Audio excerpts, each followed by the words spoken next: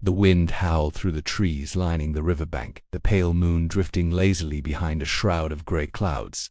In the dead of night, a cry suddenly rang out, long, trembling, tearing the silence apart. A misheos. That sound was not from the living. It echoed, twisting deep into the bones, making anyone who heard it break out in goosebumps. Across the water, under the silver light of the moon, a white figure stood motionless. Her long dress rippled faintly in the wind, yet her body did not move an inch. If you were there, would you run or stand frozen?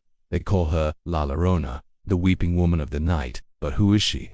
Why does she wander beneath the darkness, her cries haunting people for centuries? And more importantly, if she is truly searching for something, would you want to be the one she finds? The story began in the 16th century, in a small village by a deep river in New Spain. What is now Mexico, was a rural girl whose beauty left the entire village in awe. Long black hair, radiant skin, and deep, sorrowful eyes that drew people in. One day a Spanish nobleman passed through and was captivated by her beauty. He courted her, promising to take her away from her life of poverty. She believed his sweet words, stayed by his side, and bore him to children, but happiness was short-lived. A few years later, the nobleman left her, marrying a woman of proper status, and abandoning with the children. From that day she was no longer the same. Her hair became tangled, her eyes lifeless, her heart shattered into 1,000 pieces. One stormy night, thunder cracking across the sky, carried her children to the riverbank. No one knows exactly what happened, only that her heart-wrenching screams filled the village, then fell silent. When people arrived, they found her kneeling in the icy water, her arms empty, her eyes locked on the endless darkness, and then she vanished. From then on, stories began to spread like whispers carried by the wind. One night, a fisherman passing through that same river found himself surrounded by a wall of thick fog. Without warning, the mist parted, revealing a lone white figure standing atop the still water, not a single ripple beneath her feet. She turned her head slowly, and in that moment, he saw her face, deathly pale, with eyes as black and deep as the river itself, pulling at his very soul. Then it came, the cry, a sound so drenched in sorrow it crushed the breath from his chest.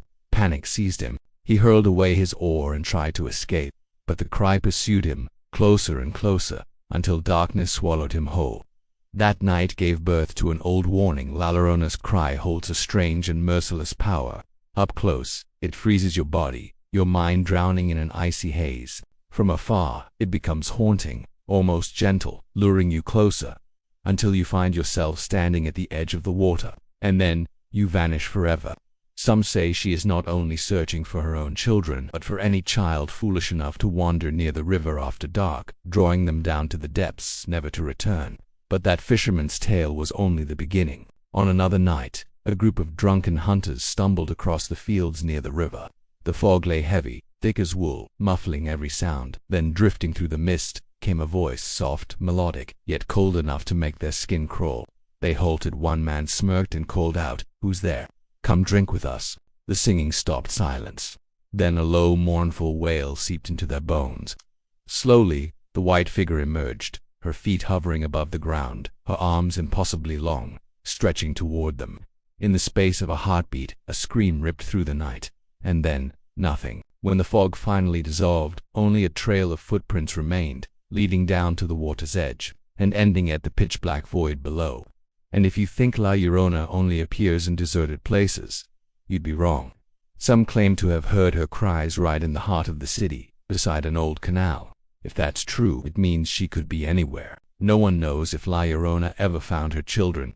What's certain is that for hundreds of years, her cry has echoed wherever there is water, sometimes near, sometimes far, sometimes whispering right in your ear, sometimes from a place you cannot locate. Some believe it is a curse she cast upon herself, a punishment without end. Others believe she has lost all humanity, becoming a predator in the dark, using her misheos as bait. Whatever the truth, the only advice that's ever mattered remains the same. If, late at night, you hear a cry drifting from afar, never go toward it, because you will never know if it belongs to someone in despair, or something that does not belong to this world. And if, after hearing this story, you still feel the chill creeping across your shoulders, or the sense that someone is silently watching you from behind, remember, there are countless other beings, from the shadows of ancient legends to the whispers of modern urban myths, waiting to be called by name.